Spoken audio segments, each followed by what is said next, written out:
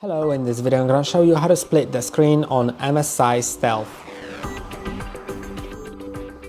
Split the screen, you just need to open at least two apps that can be resized, that are resizable. And now you can just take the app, move it all the way to the right or to the left. Then on the other side you can choose a different app. Here you can also resize it. You can also split the screen to like 3 apps, or if you want to put one app on the top, one on the bottom, then first click on the app that you want to change, then click on Windows, Alt and arrow, for example down arrow, to move it down. Now they are like this and they can also be resized.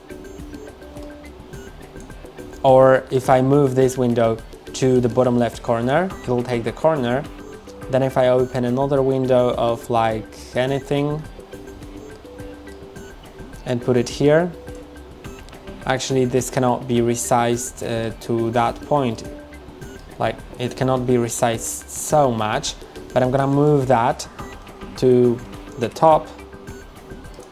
Then it will, okay, I'm gonna open a different app because it can be resized so much. And now I'll take this app in this corner and you can see it works like that. I can also move it on the left side. And that's all for today. Don't forget to like and subscribe. See you next time.